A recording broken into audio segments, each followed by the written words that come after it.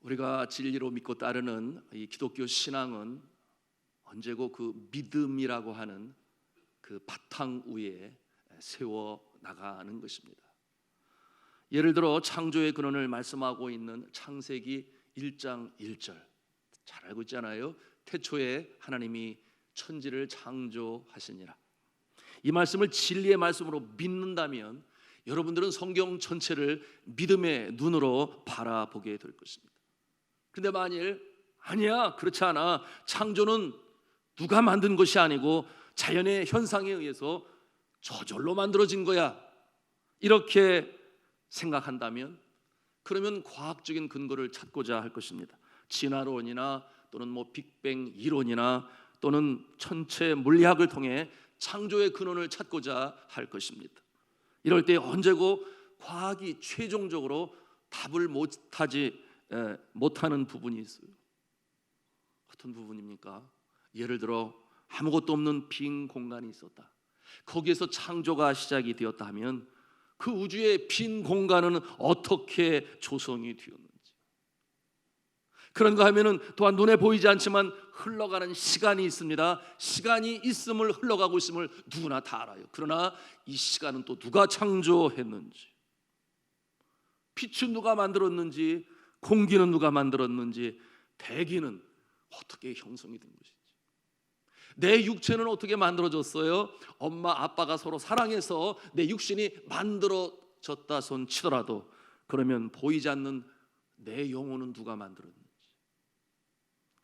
사람을 사람답게 만드는 양심은 누가 만들었는지, 과학은 증명하지 못합니다. 아니, 그 영역은 증명할 수 없으니 차라리 과학의 영역이 아니라고 그렇게 또 말을 합니다. 그러나 성경은 언제고 명쾌한 답을 제시합니다. 눈에 보이는 우주 전체와 모든 생물도 무생물도 미생물도 분자도 원자도, 심지어는 눈에 보이지 않는 시간과 그리고 영적인 세계도 선한 양심도 하나님께서 창조하셨다고 하는 것입니다.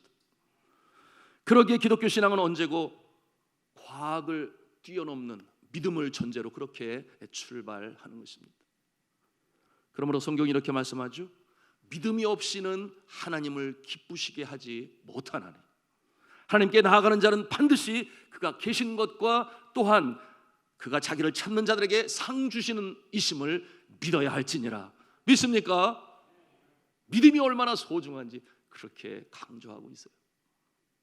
또한 믿음은 이 신앙생활에 있어서 얼마나 중요한 것인지 성경은 말씀합니다. 에베소서 6장 16절에 보니 모든 것 위에 믿음의 방패를 가지고 이로써 능히 악한 자의 모든 불화살을 소멸하고.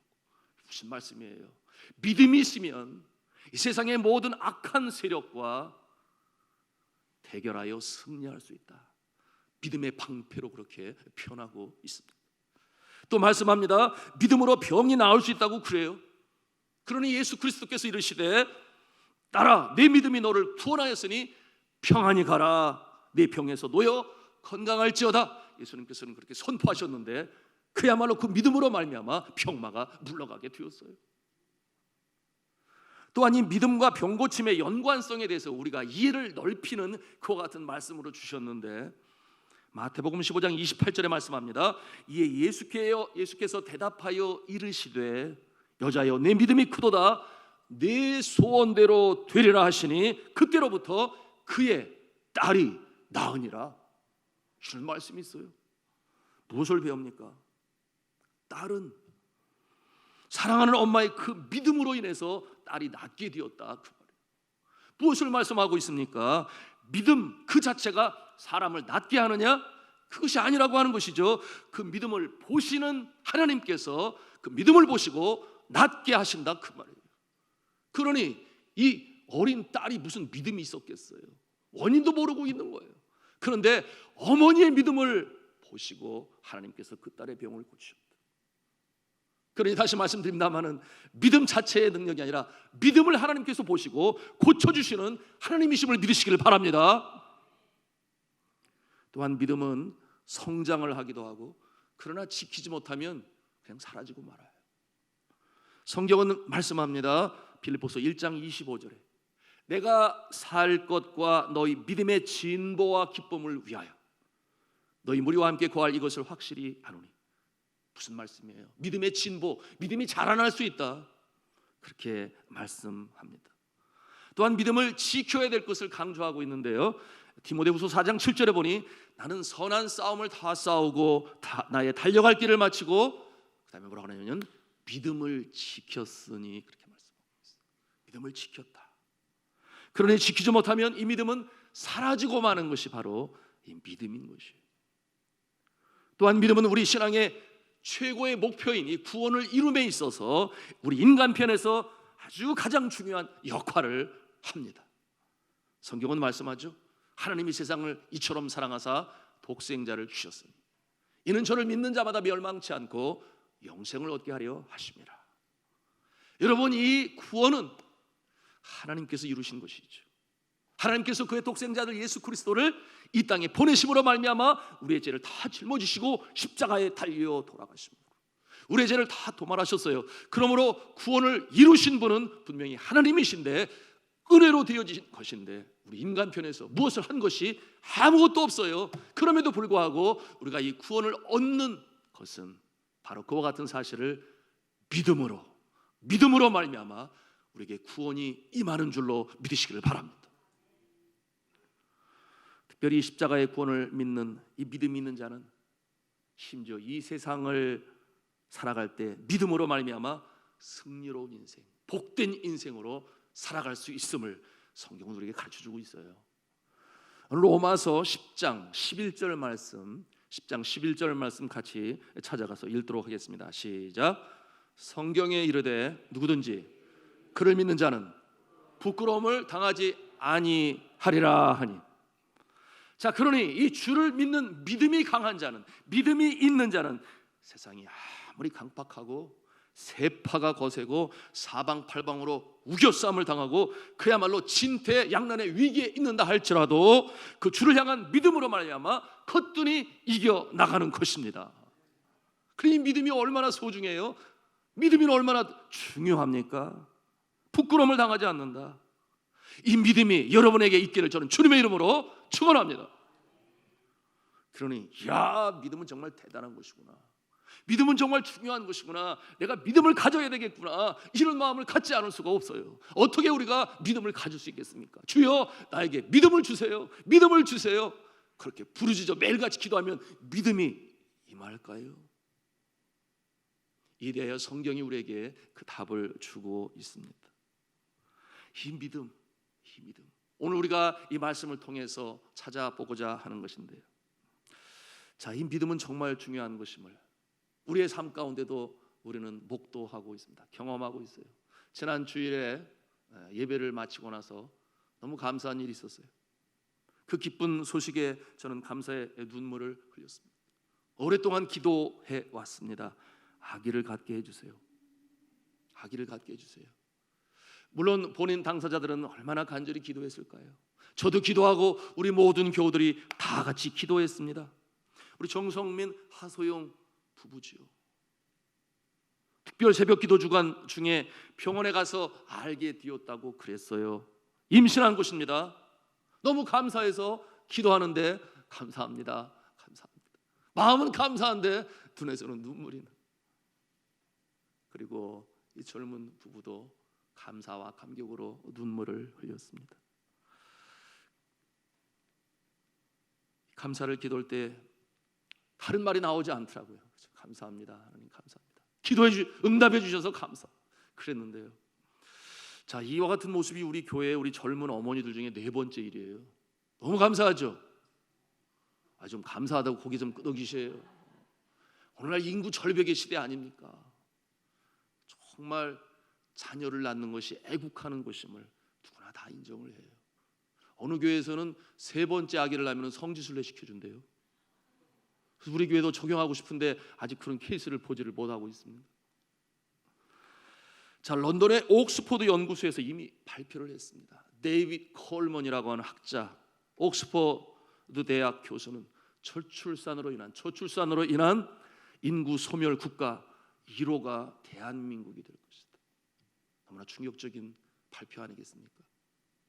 OECD 36개 국가 중에서 계속해서 제일 낮은 출산율을 보이고 있어요. 실제로 이 출산율 하락을 이대로 방지하게 된다면 어떤 일이 나타나는가? 2100년에 한국의 인구는 지금의 절반도 안 되는 2천만 명으로 줄게 될 것이다. 2300년이 되면 사실상 소멸 단계에 들어가게 될 것이라고 그 연구 결과를 발표했어요. 얼마나 충격적이지 않아요? 가슴 아픈 일이죠. 자, 그런데 우리 영화부는 참 신났습니다. 예, 4명의 젊은 엄마가 함께 임신을 했으니 교회가 경사죠. 특별히 영화부 참 신났는데 한 사람 전도하기가 어려운 이 시대에 자연적으로 자연 성장을 이루게 될 것이니 얼마나 감사합니까? 아직도 아기를 갖기 위해서 간절히 기도하는 우리 교회 젊은 부부 4부부가 있어요. 간절히 기도합니다. 같은 축복의 역사가 나타날 수 있기를 함께 기도해 주시기를 바랍니다. 생육하고 번성하고 땅에 충만하라는 창조의 이 축복의 역사를 오늘날 이 젊은 사람들은 왜 거절하는지, 그것이 복인 줄을 몰라요. 왜 몰라요? 젊으니까 몰라요. 왜 몰라요? 낳아보지 않아서 몰라요. 왜 몰라요? 나이 들어 보지를 않으니 몰라요. 얼마나 가족이 소중하고 귀한 것인지.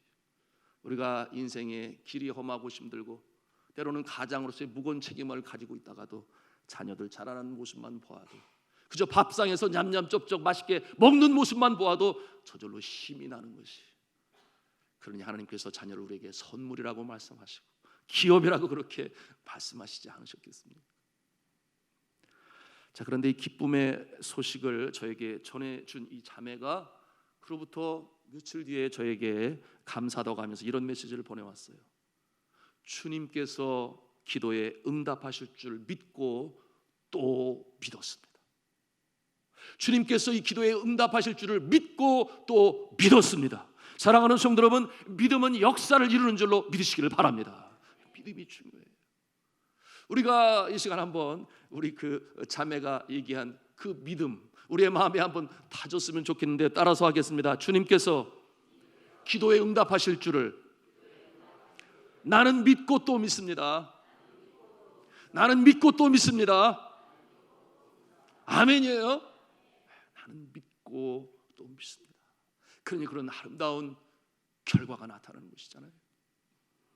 그러면 우리가 이 귀한 믿음을 어떻게 가질 수 있을까요? 다시 처음 주제로 돌아갑니다. 어떻게 주께서 기뻐하시는 믿음의 소유자가 될 수 있을까요? 이 믿음이 있으면 세상을 이길 수 있으며 놀라운 역사를 체험하게 될 것인데 말입니다. 믿음을 주세요. 그런 간청 너무나 소중하지만 그러나 성경은 그 답을 제시하고 있는데 우리 17절 말씀을 찾아가서 같이 읽도록 하겠습니다. 시작. 그러므로 믿음은 들음에서 나며 들음은 그리스도의 말씀으로 말미암았느니라. 아멘. 사랑하는 성도, 우리가 믿음을 갖기를 원합니까? 그렇다면 방법은 아주 단순합니다. 하나님의 말씀을 열심히 들으십시오. 가급적 많이 들으시고 가급적 자주 들으시고, 하나님의 말씀을 들을 때에 우리에게는 믿음이 생성되고 믿음이 자라납니다.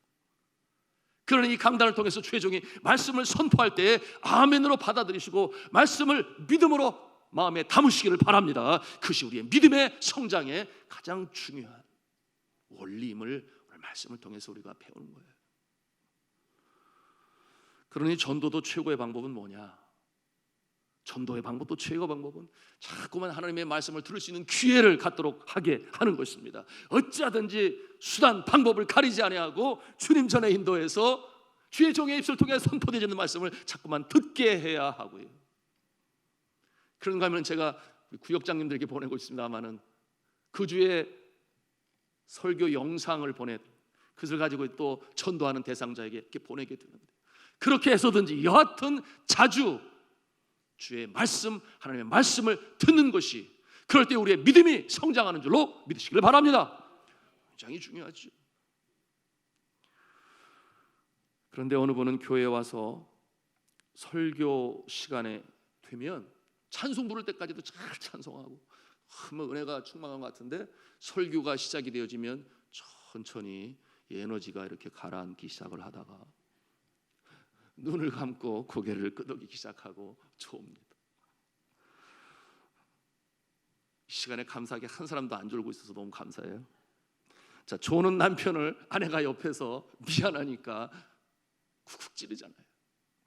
그러면은 남편은 한편으로는 미안하고 한편으로는 어때요? 한편은 짜증나요. 나를 여기 불러다 놓고 도대체 무슨 말인지 알아들 수가 없으니 한국말로 설교를 하는 것 같기는 한데 그런데 저게 무슨 말이냐, 저게 무슨 뜻이냐 이해가 안 돼가지고 그래 끝나고 나서 하는 말이 도무지 도대체 알아들을 수가 없어 무슨 말인지. 그러니 내가 조는 거지. 그렇게 또 답을 하기도 합니다. 여러분, 설교에도 들리는 설교가 있고 들리지 않는 설교가 있다고 그랬어요. 들리지 않는 설교는 어떠한 설교겠습니까? 너무 고차원적인 유식한 말로 설교를 하다 보면 신학생들은 잘 알아듣는데 너무 은혜가 되는데, 그런데 이제 믿음으로 시작하는 사람에게는 지금 저게 무슨 말을 하는 것이냐,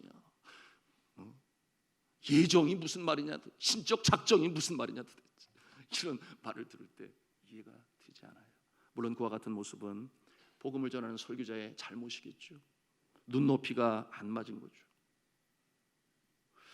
한 번은 예배 시간에, 설교 시간인데 연세가 있으신 한 권사님이 자꾸 이렇게 졸아요. 꾸벅꾸벅 졸아요. 옆에 앉으신 다른 권사님이 쿡쿡 찌르면서 아이고 졸지 좀 말어, 그리고 자꾸 찌르는 거예요. 그래도 막무가내로 졸아요. 그래서 이 답답한 권사님 한 번에 허벅지 그냥 확 꼬집어 주었어요. 그랬더니 아야 그러면서 하는 말이,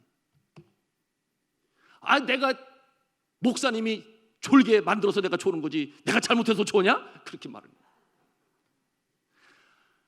목사님이 졸게 만드니까 내가 조는 거지 나는 안 자려고 그냥 안 졸려고 열심히 애를 씁니다. 이 말이 맞는 말 같아요? 안 맞는 말 같아요? 한편으로 맞는 말 같기도 하고 한편으로 안 맞는 말 같기도 하고, 맞을 수도 있고 안 맞을 수도 있고. 자, 이 전하는 자가 정말 졸리게 만들면 그것은 목사님의 잘못이라고 말할 수 있겠습니다만, 여러분, 그러나 또 다른 하나의 무서운 이유가 있음을 우리는 알아야 돼요. 우리가 영적인 세계를 알아야 됩니다. 말씀을 들으니 믿음이 생겨요. 그러니 사단이 방해 공작을 피잖아요. 악한 영 사단 마귀는 어찌하든지 믿음이 자라나지 않도록 말씀을 듣지 못하게 하려고 하는 술책 중에 하나가 자꾸만 졸게 만드는 거예요. 영적 세력이 거기에 있습니다. 졸아라, 졸아라.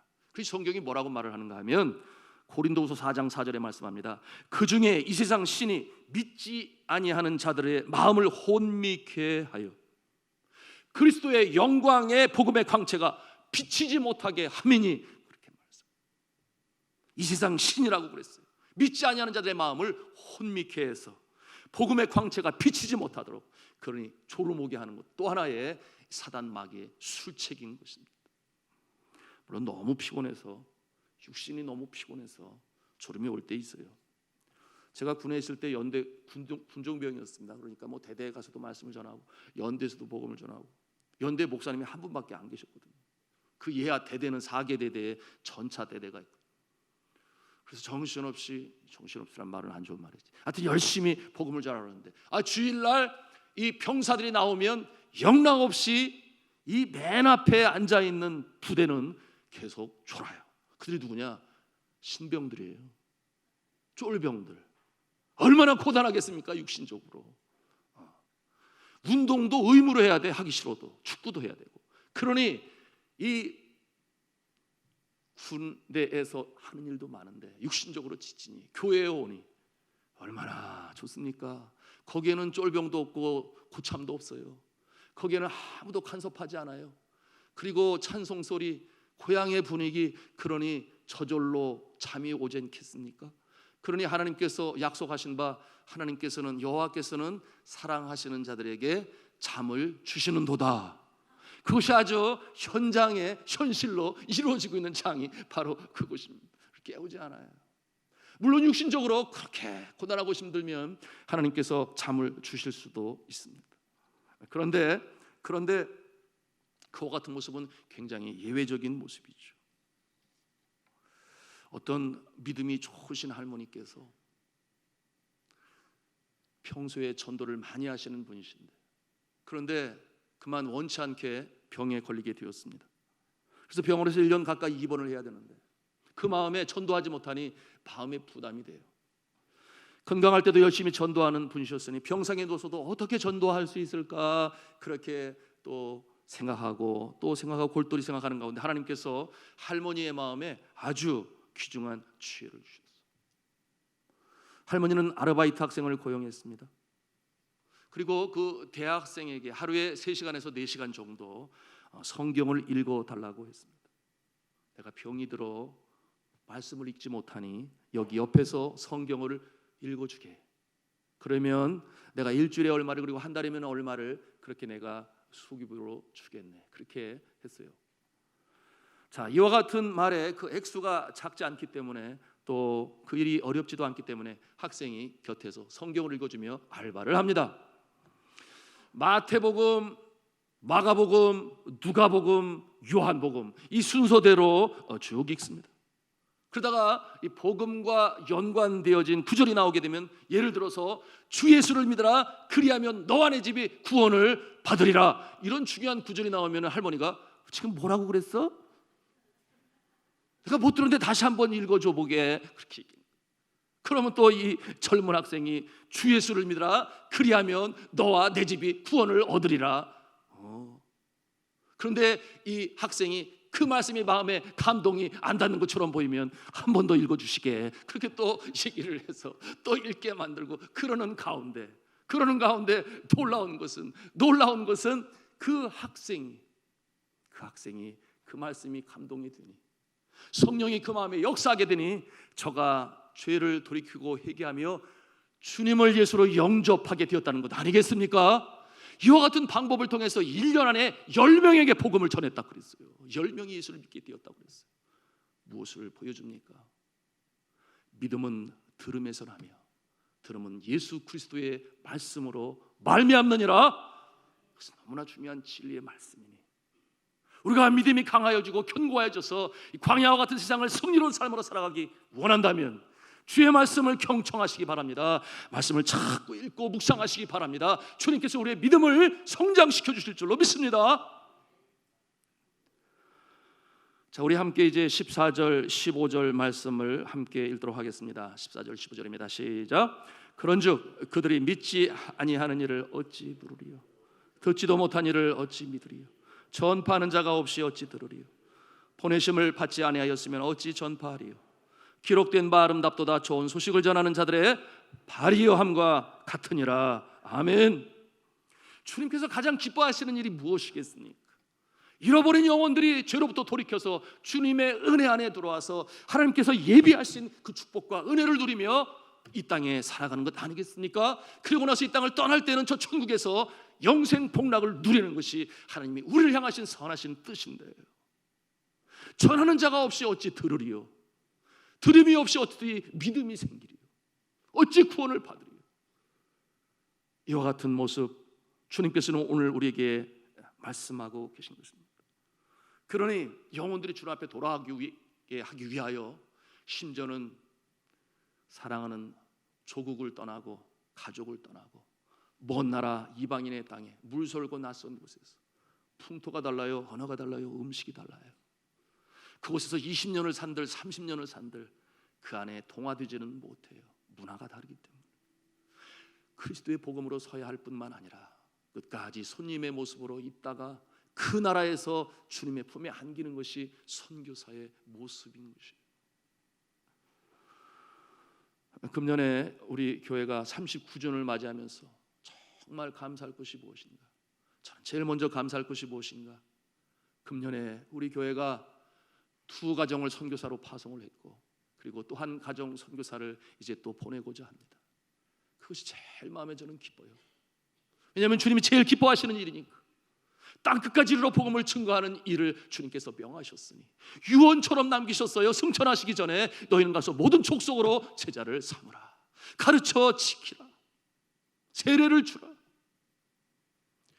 지난 봄에는 탈북자 선교를 위해서 서에레미야 선교사를 우리 교회가 파송하고 지원을 하고, 그런가 하면 지난 8월 17일에는 네팔의 어준경 정경숙 선교사를 또한 파송하고 지원하고 신학교 사역 열심히 감당할 수 있도록 하고, 그리고 또 감사하게 이번 11월 둘째 주, 다음 주 오후지요, 우리 교회를 섬기셨던 조덕현 목사님과 김묘옥 사모님을 캄보디아, 아시아 최빈국 5대 국가 중에 하나예요. 그 나라로 우리 교회가 파송을 하게 되니 얼마나 감사하고 감사한 일입니까? 이 모습이 선교하는 교회로 39주년을 맞이하는 이때에 하나님께서 그 39주년에 기도하고 또 기도하고 땅끝까지 이르러 증인이 되리라, 오늘은 민족 내일은 세계로 하는 가운데 주님께서 주시는 열매요 기쁨인 줄로 믿습니다. 너무나 감사하잖아요. 요즘 교회가 많이 가라앉잖아요. 한국 교회가, 어느 교회가 선교사를 한 선교사 가정도 보내기가 어려운데, 우리 교회가 뭐 그렇게 큰 교회입니까? 큰 재정의 능력이 있습니까? 그렇지 않잖아요. 그러나 주님이 기뻐하시는 일이니 한 해에 3가정을 선교사로 파송합니다. 이것은 아무 교회나 하는 일은 아니라 저는 생각돼요. 하나님께서 우리를 사랑하시니 축복하시니 우리가 기도하니 하나님께서 이렇게 역사하시는 것입니다. 이 정도 24년간 선교지에서 살다 왔습니다만 선교사의 삶이란 그야말로 예촉 불허의 삶이에요.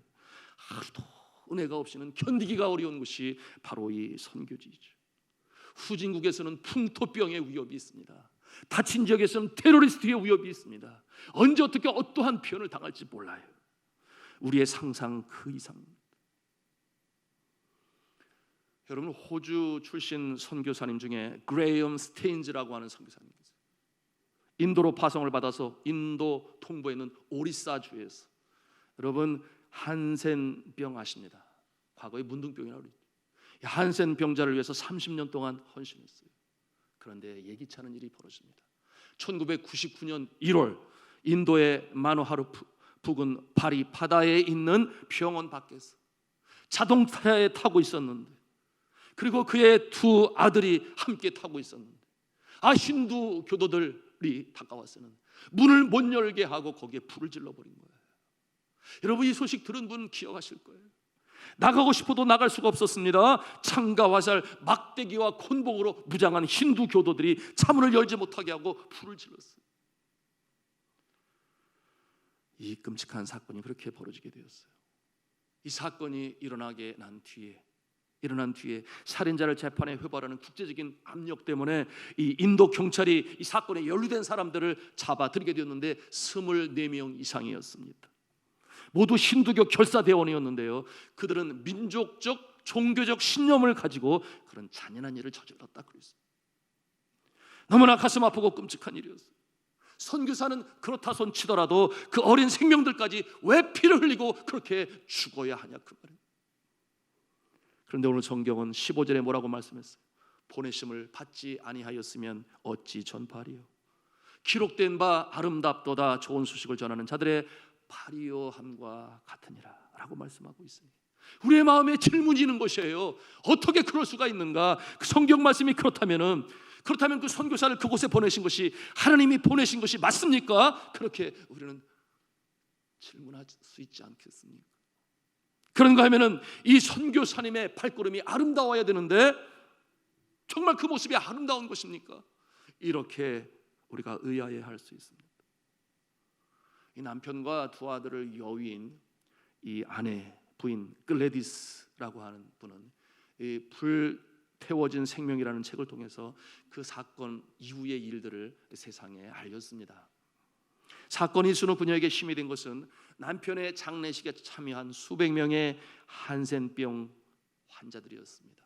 그리고 친절한 인도인 이웃들이었고요, 각국에서 전해져 오는 이 격려의 편지가 아주 큰 힘이 되었습니다. 차에 불을 질렀던 이 힌두 교도들이 체포된 뒤에 이 힌두교 지도자들이 이 글래디스 선교사님을 만나기 위해서 찾아왔습니다. 그녀의 아픔을 위로하고 사과하면서 살인자들에 대한 용서를 간청했습니다. 여러분 같으면 그 일이 용서가 되겠습니까?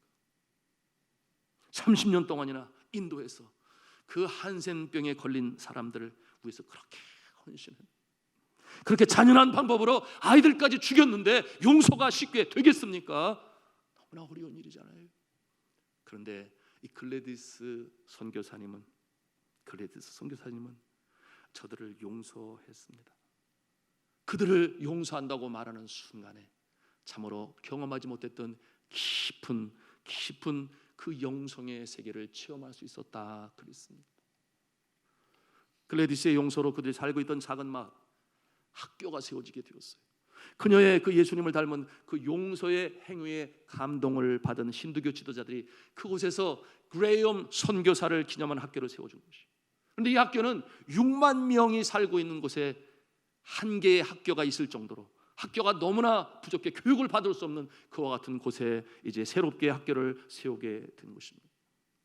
이 소식이 알려지니까 인도 전역에 있는 많은 사람들이 이 선교사 가족을 이 추모하는 일에 모두 나왔습니다. 추모 예배는 교회 바깥까지 연결되었고 많은 사람들이 모였는데요. 그때에 그 지역 경찰서장이 나와서 이런 말을 했습니다. 그레이엄 선교사는 놀랄 만한 사람이며 위대한 그리스도인입니다. 그와 같은 고백을 했습니다. 한편 이 호주에 살고 있는 글래디스의 가족들은 기다리는 거예요. 언제나 돌아올까? 돌아오기를 바랬지요. 그런데 그녀는 돌아가지 아니했습니다. 그녀는 생각했습니다. 내가 고국에 돌아감으로써 얻을 수 있는 것이 무엇이 있단 말인가? 나의 딸 에스더밖에 안 남았지만 하나님께서 이전보다 더 힘을 주실 것이다. 그 같은 확신을 가지고 그곳에 머물게 되었습니다. 그래서 남편의 그 30년간의 한센병 치료를 위한 사역을 이제는 글래디스 아내 여선교사가 이어받게 되었습니다. 가족들에게 버림을 받은 이 한센 병자들, 저들이 자립할 수 있도록 바구니 짜는 법을 가르쳐주고, 그런가 하면 그 자녀들을 무료로 교육시키는 재건 농장을 위해서 열심히 수고했습니다. 이 글래디스 선교사님은 자신의 그와 같은 용서와 수고를 통해 어떤 깜짝 놀랄 만한 일이 일어날 것을 예측하지 못했습니다. 무슨 일이 있었는가 하면 놀라운 일이 벌어졌는데요. 이 사건을 계기로 오리사주에는 종교의 자유가 선포되었습니다. 또한 개종에 대한 폭력을 엄중히 다루도록 그렇게 지시를 내렸습니다. 여러분, 이것은 아주 놀라운 일이에요. 인도는 힌두교 국가라 해도 과언이 아닙니다. 기독교는 전체의 2%에 불과합니다. 개종을 하게 되면 심각한 생명의 위협에 처합니다. 그런데 이 사건 이후로 이 오리사주는 종교의 자유를 보장하고 개종의 자유를 보장하고 개종을 통해서 어떠한 폭력적 사건이 일어나게 되면 그것을 엄중히 다스릴 것이라고 법으로 그렇게 만들게 되었으니 얼마나 놀랍고 감사한 일입니까? 복음의 문이 그렇게 열리게 되었던 것이죠. 사랑하는 성도 여러분, 사도 바울은 빌립보서 1장 21절에 이렇게 고백하고 있습니다. 이는 내게 사는 것이 그리스도니 죽는 것도 유익함이라. 내게 사는 것이 그리스도니 내가 죽는 것도 유익함이라. 그러므로 그는 복음이 전해지기만 한다면 나의 생명을 조금도 귀한 것으로 여기지 아니하겠다. 그것이 바로 복음을 들고 저 먼 곳으로 떠나는 선교사의 영성인 것입니다. 그리고 그곳에서 그렇게 죽어가며 하늘의 씨앗이 되고, 하늘의 씨앗이 그대로 있으면 썩지 않고 그대로 있으면 그대로 있거니와 썩으면 많은 열매를 맺느니라. 이와 같은 모습, 우리 교회가 39주년을 맞이하면서 우리는 선교하는 교회로 간다. 그러기에 선교사만 헌신합니까? 우리 성도도 헌신을 해요. 우리가 누릴 수 있을 것 같으나 그와 같은 모습 줄여서 전략해서 선교사를 파송하고 그곳에 후원금으로 보내고, 그곳에서 영혼을 구하는 요한니시 성전 깃발의 소식이 있을 때 우리는 함께 기뻐하고, 저들이 어려움을 당할 때 함께 눈물로 간구하고 기도하는 뿐만입니까?